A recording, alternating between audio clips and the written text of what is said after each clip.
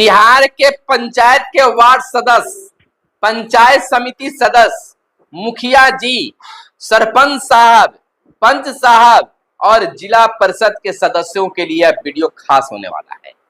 और वार्ड सदस्यों के लिए, मुखिया जी के लिए, सरपंच साहब के लिए पंचायती राज विभाग ने एक खास गाइडलाइन जारी किया है। कहा है कि अगर जो भी पंचायत प्रतिनिधि अगर 6 महीने की अगर सजा काटते हैं, सजा होती है, तो उनकी सदस्यता भी समाप्त हो जाएगी और वह पंचायत चुनाव नहीं लड़ेंगे। यह खास गाइडलाइन पंचायती राज विभाग ने जारी कर दिया है और सभी डीएम को पत्र भी भेज दिया है। नमस्कार, मैं हूं आपके साथ सुनील और आप इस समय देख रहे हैं अपना खास कार्यक्रम गांव की सरकार। गांव की सरकार इस खास कार्यक्रम में आपके लिए एक बड़ी खबर लेकर आए हैं कि 6 माह की सजा वाले नहीं लड़ेंगे अब पंचायत के चुनाव। पंचायती राज विभाग ने जिलाधिकारी को भेजा है पत्र। आपको बता दें कि यह मार्गदर्शन पूरे राज्य के लिए मानक होगा। 30 दिसंबर 2023 को पत्र लिख जहानाबाद डीएम ने मार्गदर्शन मांगा था। निर्वाचित पंचायत सदस्य भी 6 माह से अधिक जेल में रहेंगे तो पद समाप्त माना जाएगा। यानी कि पंचायत के जो भी सदस्य हैं, अगर वह 6 महीने जेल में रहते हैं, 6 महीने से अधिक जेल में रहते हैं, तो उनकी सदस्यता समाप्त हो जाएगी। आप सुन लीजिए, यह गाइडलाइन जहानाबाद के डीएम साहब ने निर्वाचन यानी पंचायती राज विभाग से मांगा था, जिसमें यह डिटेल कर दिया गया है। अब कुछ चुकी परंतु वाली बातें नहीं रह गई है। हम आपको बता दें कि अब 6 माह से अधिक कारावास की सजा पाने वाला व्यक्ति, मुखिया, सरपंच, पंचायत समिति सदस्य सहित पंचायत प्रतिनिधि, वार्ड सदस्य, पंच साहब अब चुनाव नहीं लड़ सकेंगे जो 6 महीने की कारावास पाली है। इस संबंध में पंचायती राज विभाग बिहार सरकार के अपर मुख्य सचिव मिहिर कुमार सिंह ने जहानाबाद के जिला पदाधिकारी को भी पत्र लिखकर बता दिया है। जहानाबाद के डीएम, हम आपको बताते चले कि जहानाबाद के डीएम साहब ने न्यायालय द्वारा सजा याफ्ता व्यक्ति के वार्ड सचिव का चुनाव लड़ने के संबंध में पंचायती राज विभाग को 30 दिसंबर 2023 को पत्र लिखकर मार्गदर्शन मांगा था। जहानाबाद जिला को भेजा गया यह मार्गदर्शन पूरे राज्य के लिए मानक होगा। अपर मुख्य सचिव ने पत्र में कहा है कि पंचायती राज विभाग की राय है कि 6 माह से अधिक के कारावास से दंडित कोई व्यक्ति, चाहे वह पंचायत प्रतिनिधि का चुनाव लड़ना चाहता हो या ग्राम पंचायत के तहत स्थित किसी वार्ड के वार्ड सचिव का लोक जीवन में शुद्धता बनाए रखने के उद्देश्य से ऐसे व्यक्ति को ताउम्र इसकी अनुमति नहीं दी जा सकती है। चूंकि वार्ड सचिव निर्वाचित वार्ड सदस्य के साथ और उसके अधीन काम करता है और वार्ड क्रियान्वयन एवं प्रबंधन समिति का पदेन सचिव होने के नाते राशि की निकासी में वार्ड सदस्य के साथ संयुक्त हस्ताक्षरी भी होता है, इसीलिए सजा याफ्ता व्यक्ति को वार्ड सचिव के रूप में चुनाव लड़ने की योग्यता प्राप्त नहीं है। गौरतलब हो कि राज्य के 8053 पंचायतों में 1,17,000 वार्ड हैं। इसमें वार्ड सचिव का चुनाव होता है। प्रत्येक पंचायत में एक मुखिया, एक सरपंच निर्वाचित होते हैं। तो कुल मिलाकर यह कह सकते हैं कि चाहे आप वार्ड सदस्य हो, वार्ड सचिव हो, मुखिया जी हो, सरपंच साहब हो, कोई भी व्यक्ति हो, कोई भी पंचायत प्रतिनिधि हो, अगर आपको 6 माह की सजा हो गई है, 6 माह की जेल काट लिए या काटने वाले हैं, तो आपकी सदस्यता खत्म हो जाएगी और आपको चुनाव नहीं लड़ने दिया जाएगा।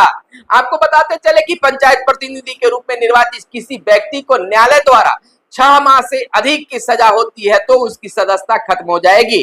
जेल जाने की स्थिति में मुखिया का काम उप मुखिया और इसी तरह अन्य प्रतिनिधि का काम भी दूसरे प्रतिनिधि करेंगे। इस बार शिकायत मिलती है कि कई बार शिकायत मिलती है कि 6 माह से अधिक सजा काट कर आने के बाद फिर अपने पद पर काम करने लगता है। प्रखंड और जिला स्तर के अधिकारियों के साथ मिली भगत कर सजा याफ्ता लाभ उठाते रहे हैं। अब इस मामले पर भी विभाग सख्त हो गया है अब आपकी घालमेल नहीं चलेगी। सजा काट के आने के बाद भी अब उस पद पर आप नहीं रह सकते हैं, पद मुक्त आपको कर दिया जाएगा जैसे ही आपको सजा मिलेगा। वार्ड सदस्य जो लगातार इस तरह की बातों के लिए मांग किया करते थे कि गाइडलाइन क्या है, गाइडलाइन क्या है, तो अब पंचायती राज विभाग ने इस तरह के गाइडलाइन जारी कर दिया है। ऐसे भी अब मान लीजिए कि अब चुनाव भी बहुत नजदीक आ रहा है।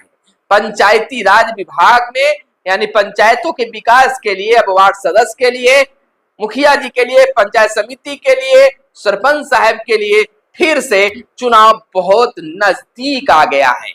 अब 24 चल रहा है, 25-26 में चुनाव होंगे, यानी कि कुल मिलाकर साल 1.5 साल की अब बात रह गई है। तो अब इस अवस्था में तमाम गाइडलाइन धीरे धीरे अब आना शुरू हो गया है।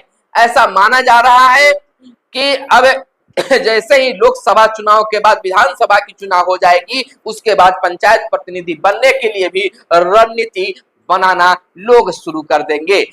हमारे एक मित्र ने कहा कि अब तो पंचायत के विकास के लिए काम तो हो ही रहे, लेकिन जो हार गए हैं या जो मुखिया जी जीते हुए हैं, वार्ड सदस्य जीते हुए हैं, अब एक बार फिर से अब कुछ दिनों के बाद 6 माह साल भर के बाद जो है अब उनका रंग रूप बदलेगा, यानी कि जनता से फिर कनेक्ट होने की बातें उनको आने लगेगी। तो इस तरह से एक गाइडलाइन वार्ड सदस्यों के लिए, मुखिया जी, सरपंच साहब के लिए मिल गया है कि अगर 6 महीने तक अगर आप सजा आपको हुई है या सुनाई गई है या सजा पाकर आ गए हैं, तो अब आपकी सदस्यता बचने वाली नहीं है और सदस्यता तो खत्म ही होगी और फिर आगे आप चुनाव भी नहीं लड़ सकते हैं। तो इस तरह की गाइडलाइन बिहार सरकार के द्वारा, पंचायती राज विभाग के द्वारा जारी होते रहते हैं। जैसे जैसे कोई मामला आता है उस पर गाइडलाइन भी विभाग जारी करते रहती है। लेकिन अभी भी वार्ड सदस्यों की यह मलाल है कि इस तरह की बातों पर कितना जल्द स्टेप ले लिया जाता है, लेकिन अब तक वार्ड सदस्य के पद तो बना दिए गए हैं, उन्हें काम नहीं दिया जा रहा है, उनका कोई महत्व नहीं है। विभाग से लगातार वार्ड सदस्य मांग कर रहे हैं, फिर भी इस बात पर सरकार और ना पंचायती राज विभाग की ध्यान है।